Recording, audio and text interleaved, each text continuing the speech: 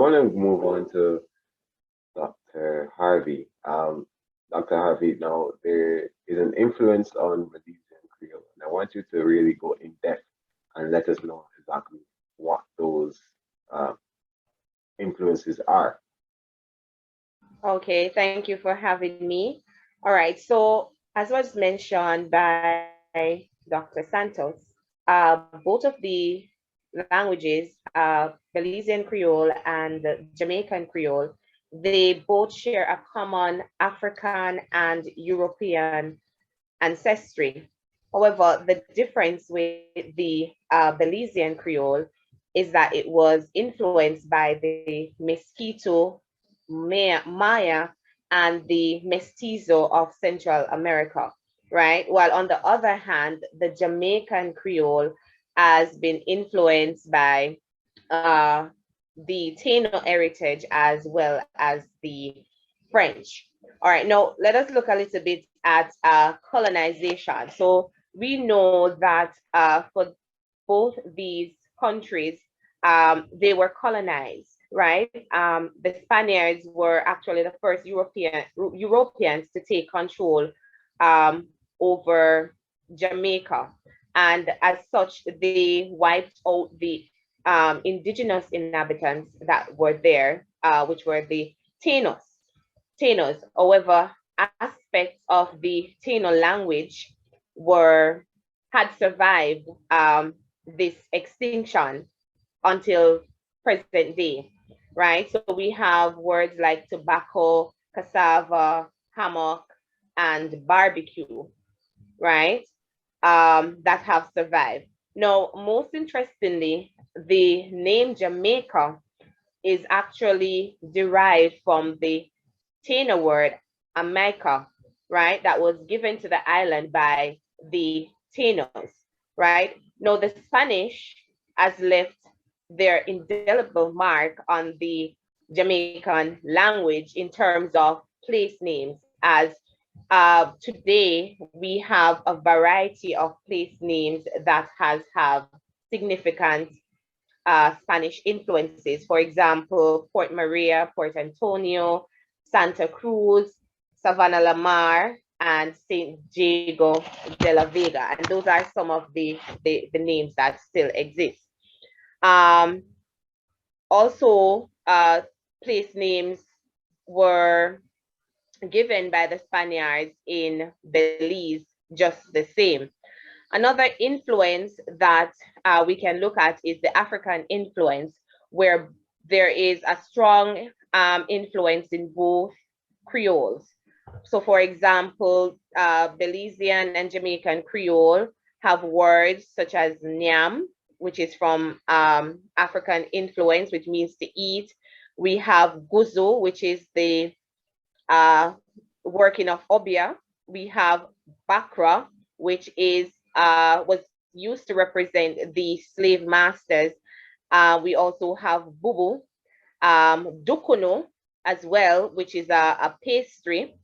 However, in Jamaica, it is made from sweet potato, while in Belize, it is made from corn.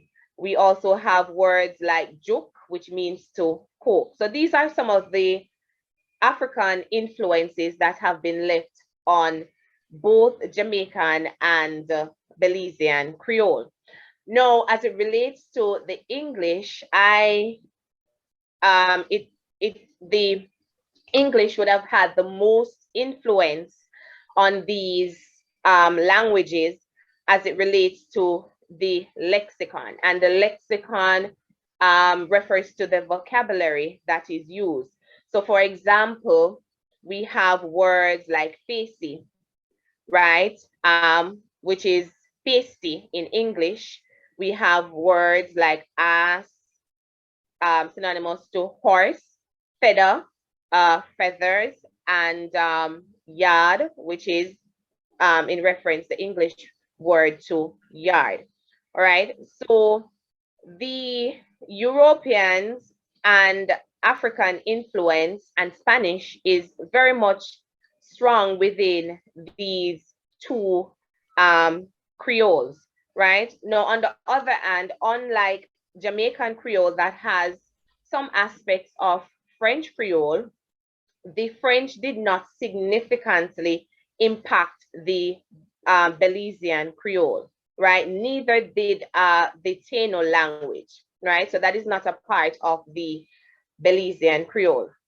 Now, just to touch a little bit on the linguistic aspect, right? So from a linguistic perspective, the Jamaican Creole have linguistic features that include phonology, lexicon, grammar, and syntax of a language. Now, when we speak about phonology, we are referring to the sound system of a language. The lexicon refers to the vocabulary of the language, and the syntax refers to the proper uh, arrangements of the words in a sentence, while the grammar is the correct use of the language. Now, the linguistic features all play a different role in the Jamaican Creole from what it plays in English, right? So the Jamaican Creole, just like the Belizean Creole, is independent, has as a phonology that is independent of the English. So, for example, speakers of Jamaican Creole do not use the TH, neither do they pronounce the H sound. So we have the H dropping, right? And that gives us a distinct sound from that of English, whereas it's the same with the Belizean Creole. Now, as it relates to the lexicon for the Jamaican Creole, there and the Belizean Creole as well, there are words that may look similar to English, right? But they have a different meaning. So, for example, in Jamaican Creole, the word belly might mean pregnancy, right? While in English, it is referring to the stomach, all right? Um, Another example is the use of the word eye water in Jamaican Creole, and in English, that is tears, right? So you see that the lexicon, it might have, the words might look similar, but it has a totally different meaning, right? So we also see where the Jamaican Creole as well as the Belizean Creole has had influence as it relates to the lexicon from other languages, such as Maroon from Spanish, Picnic from Portuguese, and Uno, which is from the African word, specifically the Igbo tribe, Uno, right? So in Jamaica, that is a pluralization of the word you. Now, like the Belizean Creole, Spanish has had a significant influence on their Creole. Awesome. Well, that is indeed intriguing and you went in depth. And I think we all learned a bit about the linguistic side and how the influences that were